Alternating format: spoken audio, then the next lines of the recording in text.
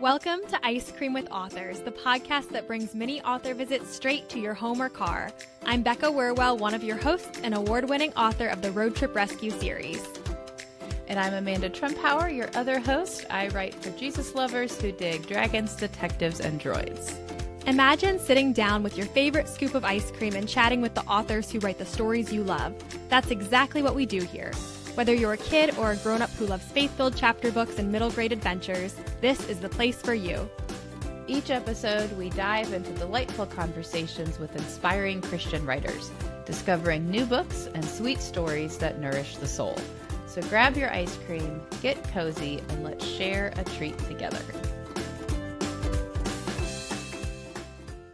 Friends, welcome to another episode of Ice Cream with Authors. Today we have a returning guest, Carolyn Leiloglou. She writes middle grade fantasy and is here to talk about the third book in her Restorationist series. And one thing we talk about is a parable from the Bible and how it influenced this story. So Amanda, my question for you is, what is your favorite parable in the Bible? I feel like my answer is probably just a little bit cliched, but it is sincere, so I'm going to go with it. My favorite parable in the Bible is the parable of the prodigal son, because it is just such a great visual explanation of the gospel. The idea that there's nothing that we can do, there's no act of defiance too great to push us away from God's love and forgiveness if we truly are sorry for our sin and we're ready to repent and submit to him. That's something that I feel like I talk with my kids about on an hourly basis since they are both 6.5 going on 7. And I just think it is such a core part of the Bible. You know what? My answer was the same, Amanda, because it was the first one that came to mind for me. But also, I really like for that parable to look at it from different perspectives, because you have the prodigal son who is running back to his father, and his father welcomes him with open arms even after he's really made a mistake. So it's such a beautiful picture of the gospel, like you said. But also you have his brother who is so bitter and upset that his brother who has done this wrong thing would be accepted by his father. And I think that oftentimes we might be that brother too. Mm-hmm. And we might be in that place where we're feeling upset because of what God has given someone else, or feeling like something is unfair. And so I think that there are different ways to relate to that parable, different perspectives that we can relate to at different seasons in our lives. And for that reason, I really enjoy it. Yeah, especially like you were saying, like, let's pretend that you are the kid who has been making good choices and you have been responsible and you have been following the rules. And then someone who has kind of messed up has gotten forgiveness. And you're like, well, that's not fair. They're getting this thing that I deserve. And of course, that's like part of the point of the story. I think that's a really interesting facet of the parable, that you can switch those perspectives. Yes, absolutely. I think so too. Okay, let's jump into our interview with Carolyn. Today we have a returning guest, Carolyn Leiloglou. Carolyn is the granddaughter of art collectors, daughter of an art teacher, and homeschooling mom to 4 wildly creative kids. She's an award-winning author whose poems and short stories have appeared in children's magazines around the world. Carolyn also reviews her favorite children's books on her online platform, House Full of Bookworms. Carolyn, thank you for joining us again today. Thank you guys for having me back. I really appreciate it. So to start off, we want to ask, you've been on the show before, so you've already told us your favorite ice cream flavor. But is there any certain ice cream treat that you would be enjoying with us today? Ooh, oh my. We found, I don't remember what they were called. At Costco, we found these, like, I don't know if they're technically ice cream, but they're kind of like a popsicle bar. They were like these Mexican popsicle bars, and they were like mango and coconut and strawberry. And they were just the most amazing, refreshing thing I've had in a long time. And yeah, the coconut one of whatever that was called. That's what I would take. I love coconut. That sounds really good. For listeners who haven't met you before, could you remind us what the Restorationist series is all about, and then tell us about the third and final book, Beyond the Far Horizon? That's right. So the Restorationist takes a place in a world where art is powerful, paintings are portals, and one family has been tasked with protecting them. So the first book follows Vincent, who is a 12-year-old kid who has given up on art and then learns he's part of this Restorationist society. The second book follows his cousin Georgia as she learns to deal with having a gift that is just her own and unique. And then this third and final book features Ravi, who was once considered an enemy by them and is now part of the team, maybe. So Ravi opens the book, and he is struggling with whether he really fits in where he is and feels like he maybe needs an escape plan. That sounds really intriguing. Okay, so Ravi is struggling at the start of the book. Mm-hmm. Sounds like he's struggling maybe with some trust, maybe with possible betrayal. I'm curious about how these themes, if they're worked into the story, how that relates to the concepts of faith and forgiveness. Yeah. So a lot of the faith themes in the books are woven in with the art. And so it's interesting. The other two books kind of, in a way, have a featured artist. Like Van Gogh's definitely the featured artist in the first book. And then the second one has a lot of Georgia O'Keeffe because Georgia is named after her. But this third book really more takes place at the Met. So all of the art featured is either from the Met or from artists who are at the Met. And when I visited, kind of doing a research trip, I was surprised because there's so much religious art, but not at the Met. I've found very little. And the only piece that really stood out to me was by Henry Ossawa Tanner, and it was Flight to Egypt. So I started kind of looking into him more, and I knew that I wanted to find a Good Samaritan painting if I could, that Ravi could interact with. And Tanner painted like 23 Oh, wow. Good Samaritan paintings. And so I chose, my favorite. A lot of his they're interesting. A lot of them are younger shepherds or have a whole flock. But this one is, the man's a little bit older and is carrying a single lamb down a mountainside. And I just knew that Ravi needed to find a place where he felt that he belonged and he could trust and felt accepted. And that was really represented in that picture, right? Because that's the invitation of Christ is I'm coming for you, right? You don't have to find me. I'm coming for you. And so I just wanted to be able to kind of work through those themes with Ravi. And I don't know if that quite answered your question, but yeah. It would be interesting if we could pop back in time and chat with the real life artist of those real life paintings and kind of hear from him about, what was it about this story that seems to have resonated with you? Like, did he come to know Christ? Was it just kind of a surface interest in the story? That's interesting. From my understanding, he's a Christian. His dad was a pastor. There's a quote that is attributed to him that some people, it's hard to confirm if he really said it or not. But basically, he said, "I will preach with my brush," right? Like my paintings are going to be my message. And he painted a lot of biblical scenes. He actually traveled down to Israel to get a feel for the landscape and the people. And Wow. Isn't it interesting to think that like one day we'll all be, as followers of Christ, we'll all be one day in heaven, and you can, I don't know, take your plate at the buffet and go sit down next to this artist who a long time ago painted these images. And then there's you who kind of wrote a story inspired by his images. And we can all just like have a conversation about the things that we've learned from the Bible and how the work has inspired each other. That's just kind of strange to think about. Yeah, that's pretty amazing to think about. Carolyn, thanks so much for sharing about the Good Shepherd and how that's been included in your story. I think that's going to be really powerful for listeners. Something else you talk a lot about in your stories is creativity. And you have creative characters, you have art integrated into these stories. And I'm curious, would you have any encouragement for our listeners about how they can be creative, especially in such a device-dependent culture? Yeah, absolutely. So I would say don't be afraid of boredom, right? That's really what we go to our phones and devices for, is we feel a little bit bored and that feeling's a little bit uncomfortable. But in order to be creative, we oftentimes have to sit with that boredom a little bit. You can get out a paintbrush or a pen or some clay or whatever it is that you like to do, but you have to allow yourself to really sit with that silence. And I'll take it one step further. You mentioned devices, but like AI that's the thing everyone's talking about right now. And AI can write better than a lot of people and put together paintings in a few seconds. But that creativity is part of who you are as a human. So don't surrender that.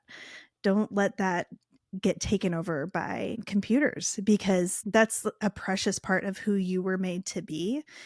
And the more that we allow computers to do those kinds of things for us, the less of a hold we have and connection to our own creativity that we'll have. So I really encourage kids, like, hey, like, make something, even if it's digital art, make it yourself. Make something physical, write something yourself. Don't ask AI for suggestions. Just, like, you guys can do it. You want to keep that connection to your humanity and who you were made to be. I especially agree with your thoughts about not being afraid of boredom. I'm a mom just like both of you, and my kids are 6 going on 7, and one of the personal like challenges that my husband and I are working on are our kids are pre device. They don't have a phone. They have an iPad that they use sometimes with certain boundaries, but they don't have a phone yet. Mm-hmm. And one of the things that I have become aware of is how few seconds have to pass before I'm reaching for my phone. And I mean, once you become a parent, you want better for your kids than you have for yourself. And I'm realizing that my relationship with my phone is unhealthy and it's inappropriate. And I want better for my kids. So I was horrified when I realized what a poor example I was setting with my own habits. And for like a year and a half, we have just kind of been on a process of not like abandoning our phones. I use mine all the time, but that, oh gosh, I have 3 seconds of downtime and now I'm reaching into my back pocket for my phone. I think that can definitely go. Yeah, for sure. That's very convicting. Yeah. I struggle with it too, right? And it was definitely easier with my older kids who are now, 18 and 20, when we, didn't really have devices around all the time when they were younger. And so they kind of had the benefit of a little bit more boredom. Now that the Restorationist series is complete, what will you be working on next? Will there be any more middle grade? That's definitely what I'm hoping. I have submitted a standalone middle grade to my publisher, and it's kind of got some fairy tale mythology type stuff woven in. But again, just like the Restorationist, starts out in our world, and kind of moves back and forth. So we will see what happens with that one. No promises yet, but yeah. I'm excited. Well, whatever you have next, if you've got more middle grade coming, we'd love to have you back on the show to chat about it. I would love that too. So now, listeners, we are going to pause our conversation to listen to an excerpt from the beginning of Beyond the Far Horizon. Now, this is the 3rd book in the Restorationist series. It's the last book in the series. That means there will be spoilers. There will be spoilers. So consider this your warning. If you haven't yet read the other 2 books in the Restorationist series, go ahead and skip through this audio clip to the end of our conversation so this doesn't spoil it for you. Ravi slumped onto his bed and picked up the old Polaroid photo from the bedside table. Mr. Leo had given him the picture of toddler Ravi holding a red-haired baby Georgia. The old man had probably meant for it to be another thread to attach Ravi to their family, to the Restorationists. The trouble was, Ravi had no memory of that moment. He couldn't connect the boy in that picture with who he was now, formerly kidnapped, trained to steal and deface art, to use his skills to make one woman wealthy and powerful, the same woman who had betrayed his family and stolen his chance at understanding his own identity. Which was why he needed an escape plan. "What you doing?" Lily was standing in the doorway. Her dark hair was pulled back in pigtails, making her look younger than her 7 years. "When did you learn to be so sneaky?" Ravi said, trying to keep his voice playful while nudging his plunder under a pillow. Lily giggled. "What's the frame for?" Ravi stilled his face to hide his panic. Vincent's little sister, who the family had adopted from China, was the one person in this house Ravi felt like he could trust completely. But that didn't mean she wouldn't tell someone. Maybe he could make her think it was part of their training. "Can you keep a secret?" he whispered. Lily shut the door and tiptoed over, a huge grin on her face. "I have to figure out what painting fits just right in this frame," he said. "But I can only look at it in this room." "Ooh, can I help you?" Lily asked, her eyes hopeful.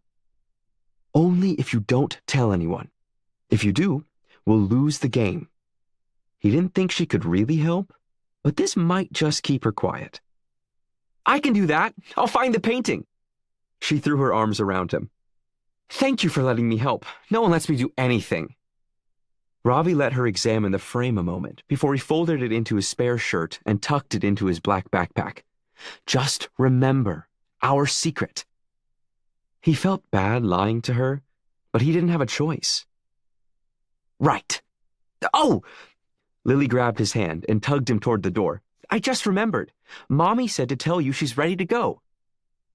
Ravi reluctantly followed.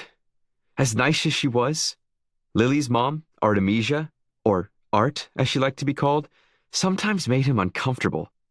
Ms. Art was the lady's, Adelaide's, identical twin, which meant every time he saw Ms. Art, he couldn't help thinking about the woman who trained him and forced him to steal for her. It had been a risky decision to betray the lady and help the restorationists just a month ago, but learning his parents had actually been restorationists too had helped sway him. Except it was hard to shake his past when his role within this family, or organization, or whatever, was to train Ms. Art to impersonate her sister. With that constant reminder, could anyone really blame him for wanting a backup plan?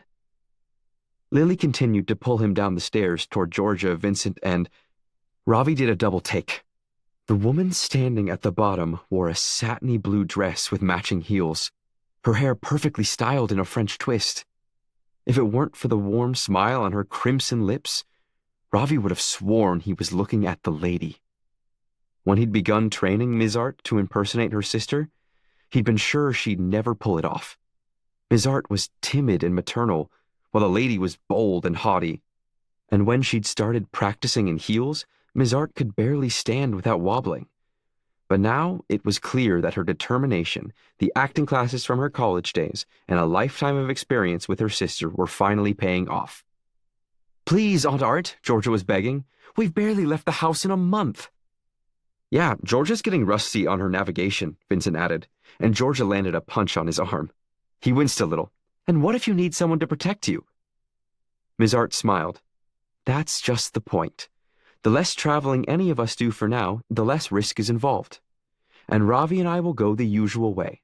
No need for navigation, which, as a navigator myself, I could handle easily. Nor is there need for an artist to protect me. But, she looked at Vincent, I do need you to look after your sister. Okay, Vincent said with a defeated sigh. It was worth a try, Georgia said. Hey, Ravi, have fun storming the castle. Ravi wasn't sure what that was supposed to mean, but he often didn't know what Georgia was talking about. He couldn't even tell half the time if she and Vincent were teasing each other or actually fighting. All the confusion and misreferences just pointed a finger to the life he'd lost out on as the lady's prisoner. Georgia picked up a frame and fitted it around the familiar painting on the art-crowded wall, opening the gateway they needed. View of Mount Etna by Thomas Cole was almost small enough to be the right size for Ravi's escape plan, but it would be foolish to even consider it. That painting would be missed right away, since they'd been traveling through it almost daily while he'd been living at the ranch. Plus, it linked to another work by Cole in the FBI safe house where the lady was being held, and her powerful skill as a tracker meant she would sense anyone traveling through that artist. Ravi had to make sure that if or when he did get away, the painting he used didn't give her or anyone else a chance to track him down. Bye, Ravi. Lily gave him a quick hug. He would have been happy to stay at the ranch with Lily and let Vincent and Georgia go with Ms. Art in his place. But instead, once Lily let go, he reached toward the mountain scene. In an instant, the cluttered ranch house disappeared and he was surrounded by low hills dotted with short trees. Some old arches, or maybe an aqueduct overgrown with vines, stood to one side, and a snow-capped mountain rose in the hazy distance. As soon as they stepped from the painting into the dark corridor linking Thomas Cole's works, Ms. Art touched Ravi's arm. Is it safe? She asked. Like always. All clear. Ms. Art relied on Ravi's tracking abilities to make sure they didn't run into any surprises. Ravi's skill, or gift, as he was learning to call it, enabled him to see if anyone had traveled through a corridor recently or was lurking in a painting. But of course, they never saw anyone on these visits. No one was looking for them. Not yet. It was a quick trip down the murky corridor to the painting that hung in the FBI safe house. Ms. Art had insisted the path to and from the safe house be direct, through a single artist. But despite the vast number of paintings at the ranch, Mr. Leo rarely possessed two by the same creator. He needed to pull a painting that a museum had sent him for conservation, the Arch of Nero, and station it at the safe house, saying it would be in good hands with the FBI. They entered the painting, and Ravi took a deep breath of fresh air. He was always amazed how some paintings smelled so green. Staring past the now familiar arch into the distance, he wished, not for the first time, that he could disappear beyond the farthest hill. It was something he'd always imagined when working for Adelaide. Any time he traveled into a landscape painting like this one, he felt as if there was something or someone waiting for him beyond the far horizon, if he could only somehow reach it. "It's a peaceful view, isn't it?" Ms. Art asked, looking down at him with a smile. "Ready?" He nodded, even though that was far from true.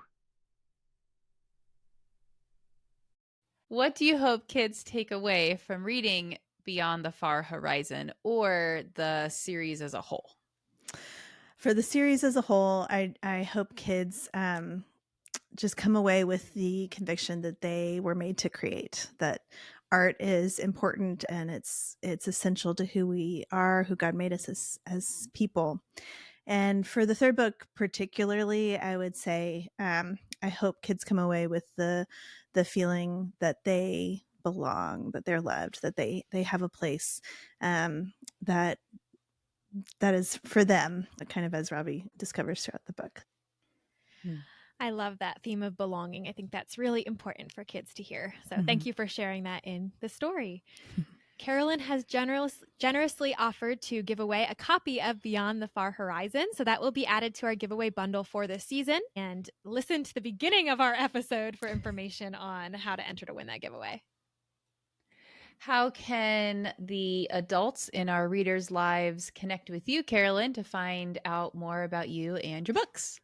The best way to do that is either through my website, carolynleiloglou.com. It's actually easier to spell than you think. It's just lei, like a Hawaiian lei, L-E-I, log, like the piece of wood, and then lou, like the name, L-O-U, Leiloglou. Or you can find me on Instagram or anywhere else as House Full of Bookworms. And as I mentioned, my website, I do have a couple of free resources that parents might want to check out that have to do with start doing a picture study, simple picture study with your kids, and also one about visiting museums as a family.